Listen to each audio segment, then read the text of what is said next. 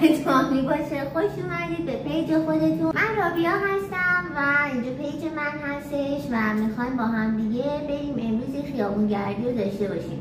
خب میدونید بچه‌ها من خیلی خیابون میرم، خیلی قدم میزنم توی خیابون و تصمیم گرفتم که از این به بعد با این تیپ قشنگم که خواستم برم توی خیابون قدم بزنم با شما دوستان عزیزم همراه باشیم.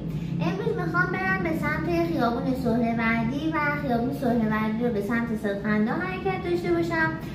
برای همین گفتم با همدیگه توی این جریان حرکت بکنیم. اگر که به شب نخوردیم و همچنان روز بود سمت خیابون صدخنده و بالاتر هم با هم قدم میزنیم.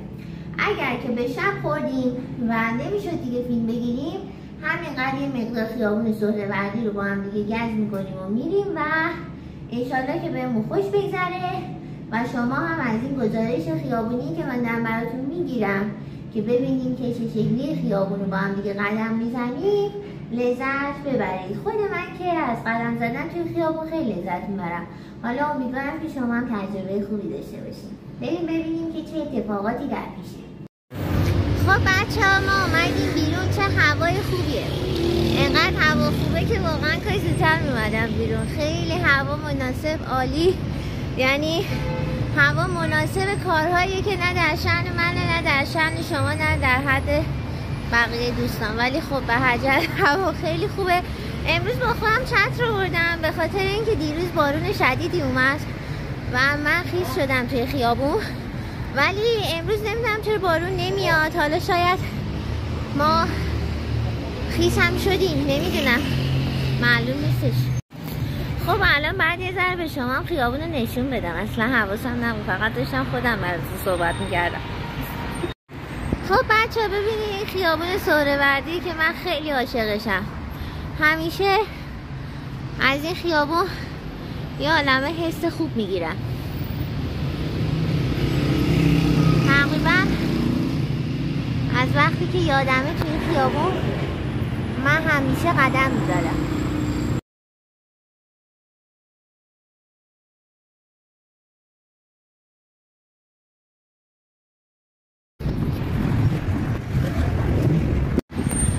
بچه‌ها خب من براتون هی کم کم از بخش‌های مختلف خیابون فیلم میگیرم و میذارم توی ویدیو.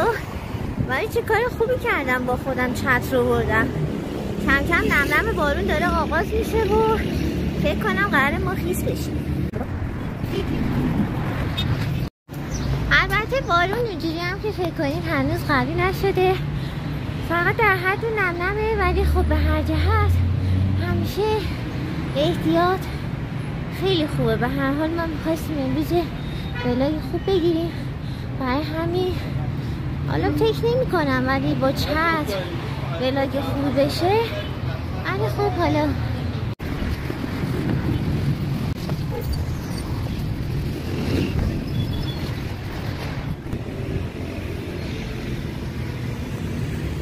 نظرم که تا اینجا کار اوکی بود.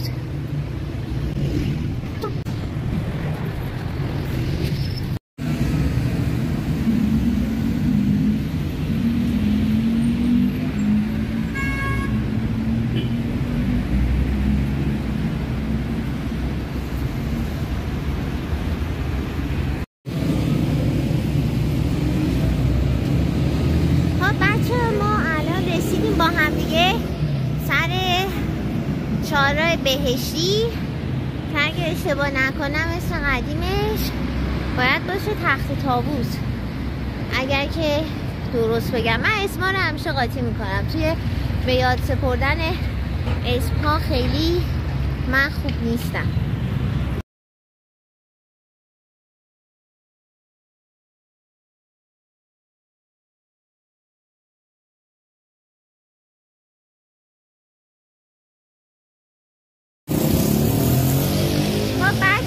تقریبا آفتاب شد، به هیچ عنوان دیگه بارون نمیاد.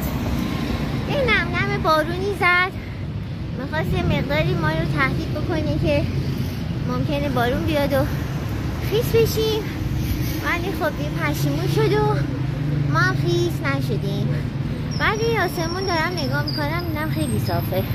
الان میخواستم بهتون نشونش بدم.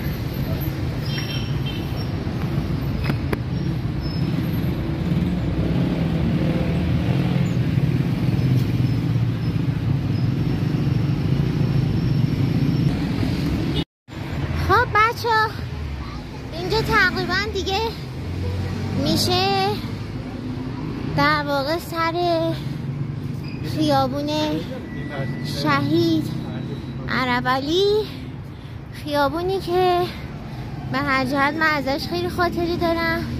اینجا مدرسه می اومدم، کلاس زبان می اومدم و خیلی کار متنوعی دیگه رو اینجا ما انجام میدادیم و خدا رو شکر هوا آفتابیه و میتونیم که با همدیگه یه عالمه به گردش خودمون ادامه بدیم. زمانایی که خیابون شلوغه نمیتونم فیلم بگیرم از خیابون و ترجیح همینه که از پای خلوت فیلم بگیرم و جاهایی که خالی است آدمه یا حالا تقریبا آبرو کمه از اونجا فیلم بگیرم. ولی خب حالا امیدوارم تجربه خوبی برام باشه. خب بچه بالاخره رسیدیم به اون کوچه استثنایی که میتونیم از این خیابون که کوچه نیست خیابونه، از این خیابون به سمت پارک اندیشه رویایی حرکت بکنیم و با هم سر راه پارک اندیشه رو ببینیم.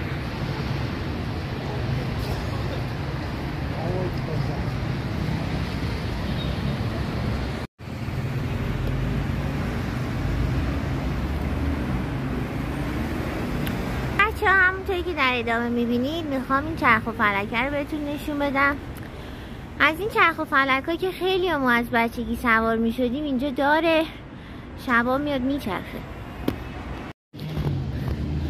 خب بچه ها این پله ورود ما به پارک باستانی اندیشه است که خیلی خوشگله و من دوست دارم بیشتر بخش گزارشمون اصلا از این پارک داشته باشیم و هر زمانی که من توی زندگی احساس ناراحتی داشتم، احساس خوشبختی داشتم، توی این پارکه بودم و کماکان میتونم بهتون بگم که انگار که روزها و سالها این پارکه رو قدم زدم. و این نکته که هستش یه حوض بزرگی اونجا داشت که اونجا رو فعلا بستن و ما نمیتونیم ازش براتون تصویری نشون بدیم چون صحنه جالبی نداره، ولی اینجا زمین بازی خوبیه و اونجایی که میبینیم پیست اسکیت زدن. از اون طرف این ور پارکو داریم که خب میگم اونجا یه حوض بزرگی بود ولی خب فعلا در هم میره و اونجوری از این نرده آبی ها گذاشتن. در هر صورت خیلی من اینجا دوست دارم، خیلی پارک بکریه و به نظرم فوق العاده زیباست، خصوصا درختاش.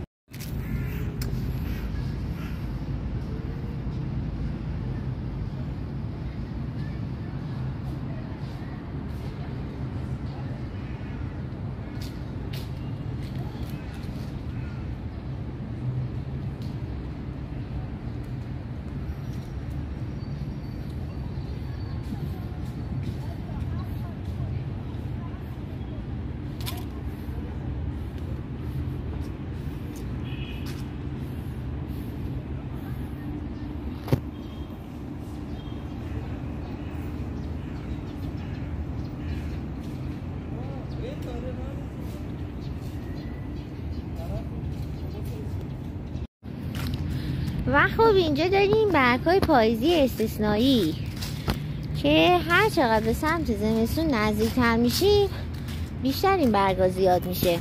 بعضی وقتا از زمستونا ما میریم اینجا بچه‌ها و زمین پر از برگ زمستونیه که جمعشون نکردن، حتی موزاییکا معلوم نیست و به نظرم خیلی حال میده وقتی که ما زمستون یا آخرای پاییز میایم اینجا قدم میزنیم پر برگ پاییزی زمین رو پوشونده و به نظرم خیلی باحاله. واسه همین کاراشه که من این پارک رو دوست دارم.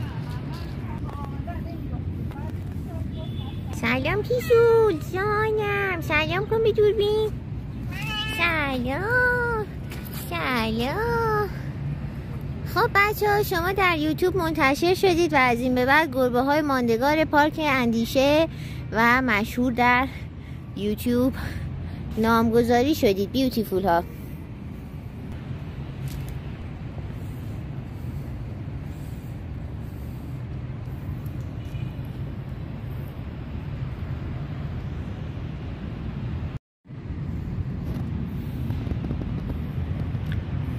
تو خدا آرامش پارک رو نگاه.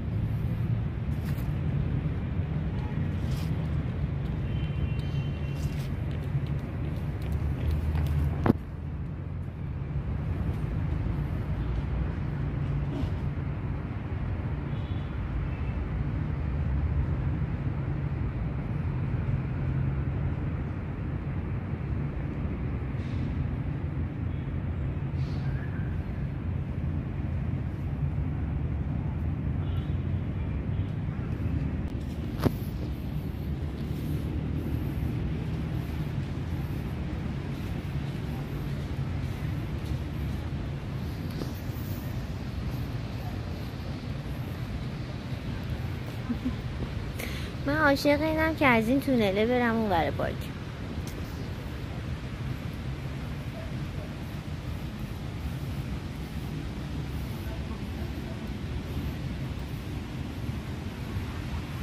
و اونجا یه آبشار استثنایی که حتما از اون یه تیکه میرم براتون فیلم میگیرم. فوق‌العاده است اون آبشاره. البته که من بهش میگم آبشار ولی خب اسمش حوضه و همونطوری که میبینید اومدن از توی چمن‌ها ضد اخلاقه، ولی از اونجا که زیر آلاچیق پر بود من تصمیم گرفتم که از داخل چمن‌ها این سمت پارک بیام و ویو رو ببین. به به.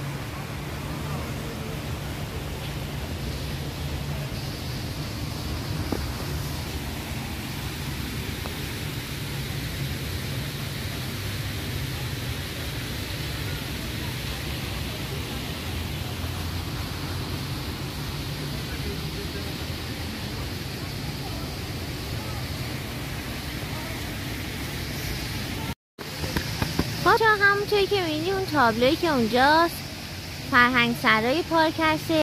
خب به نظرم یه صندلی برای خودمون انتخاب کنیم بریم یه ذره روش بشینیم. خسته شدیم، زحمت کشیدیم، خلاصه جلوی فرهنگ سرا هم دقیقا نشستیم. ببینید فرهنگ سرای اندیشه.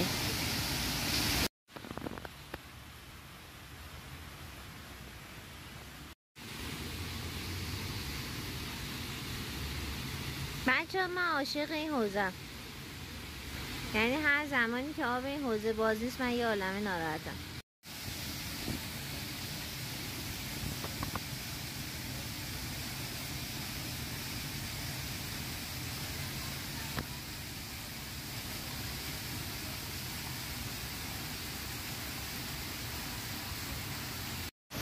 خب بچه من یه ذره نشستم و فیلم های مرور کردم ببینم چی گرفتم براتون چی نگرفتم و اینا، و دیگه تصمیم گرفتم بخشای مختلف پارک رو هم دوباره بهتون نشون بدم، چون که یه ذره داره بارون میاد، یه ذره داره باد میاد، هوا یه جوریه که فکر میکنم شاید بارون بگیره، نتونم بقیه فیلم ها رو واسهتون بگیرم. واسه همینه که گفتم که بذار حرکت کنم. خب بچه ها همونطور که میبینید در آن روبرو یک دکه رویایی رو شما اونجا مشاهده میکنید که دکه خوب و رویایی، دکه بدی نیستش و اینجا بچه های پارک میتونن از 2 جا که حالا یه جای دیگر هم بهتون نشون میدم برای خودشون خوراکی بخرن و اینکه توی پارکگردی خلاصه گشنه نمونن. ولی خب من که اهل حل و حوله نیستم، بنابراین به ادامه پارکگردیمون میپردازیم. اینجا یه دیوار خیلی خوش هست که معمولا بچه ها میان اینجا عکاسی میکنن. من خودم قبلا اینجا عکاسی کردم. یه بخوایم واضح تر به این دیواره نگاه بکنیم، تقریبا یه همچین صحنه ای رو ما داریم که صحنه قشنگی هم هستش و هر عنوان عکس و فیلمی که بخوای فعلا از این یه مقداری در میاد. و بعد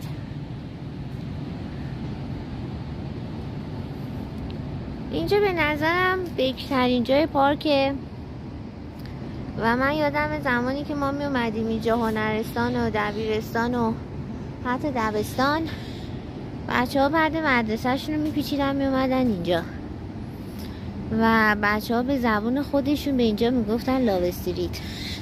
و خب میگم اینجا بکرترین قسمت پارکه که میرسیم به یه حوض رویایی دیگه و خب خیلی خوشگله. من خودم از اینجا یه عالمه عکاسی کردم قدیما از دوستا و بچه ها.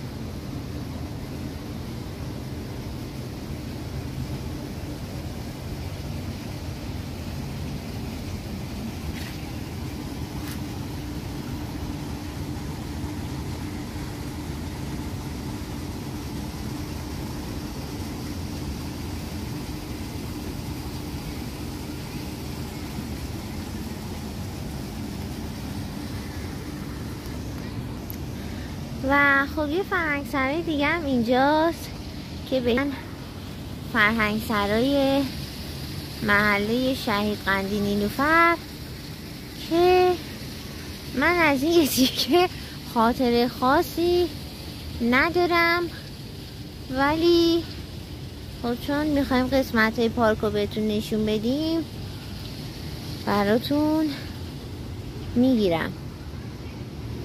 خدا رو شکر که امروز پارک خیلی خلوته و میتونیم با عالمه همه جای پارک رو ببینیم.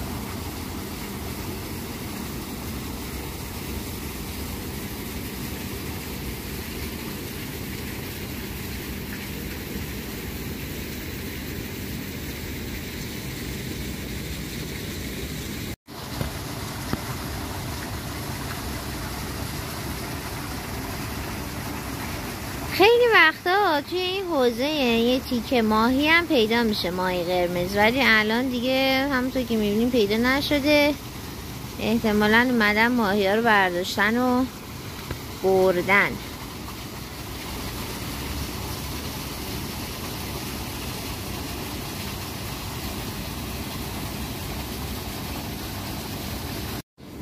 خب بچه ها گفتم یه سلفی تو آینم براتون بگیرم که شیشه همین اداره نیلوفرقندی چی بود بهتون گفتم، هم فرهنگ سرا است، ولی خب گفتم که بذاری سلفی براتون بگیرم. پیاده روی امروز دوست داشتم، خوشم اومد ازش و به هم تقریبا خوش گذشت. میخواستم به سمت صدخندانم حرکت کنم که پارک چی بهش میگن اگه گفتی، پارک کوروش هم بهتون نشون بدم، ولی به نظرم هوا داره به سمت تاریک شدن میره و الان بهترین حالت رنگ و نوریه که ما میتونیم داشته باشیم و آخرین لحظات پایانی ویدیوی خودمون رو بگیریم و دیگه شما رو به خدای بزرگ بسپرم و بعدش یه روز دیگه بیایم و با هم دیگه به سمت صدخندان بریم، از پارک کوروش دیدن بکنیم و بریم و اونجا یه ذره قدم بزنیم. رنگ و نوری که الان دارم توی تصویر میبینم و خودم خیلی دوست دارم. امیدوارم که ادیتش هم همینقدر قشنگ و خوشگل بشه و بریم که دیگه با هم دیگه اون ور پارک رو هم ببینیم و بریم خونه هامون. خب بچه یادتون باشه بهتون گفتم که اینجا 2 تا بوفه واسه تنقلات و خوراکی فروشی داشت، ولی الان دیگه شانس شما نداره. اون یکی بوفه اینجا بود که دیگه نیست و در ادامه اینجا پیشول زیبا رو میبینیم. سلام پیشول، به بچه های سلام کن. اوخی موش بخوره تو رو. اوخی خجالت پیشی. من میتونم بهتون بگم اینجا آخرین جای پارک، استثنایی ترین جای پارک که معمولا توی اینترنت سرچ میکنید. شاید اغلب از این یه تیکه پارک شما عکس ببینید که مثلا از این مجسمه ها و از این دریچه عکس گرفتن و روی گوگل مشاهده میشه. حالا با هم دیگه میریم که از نزدیک ببینیمش و ببینیم که کلا و واقعا چه شکلیه.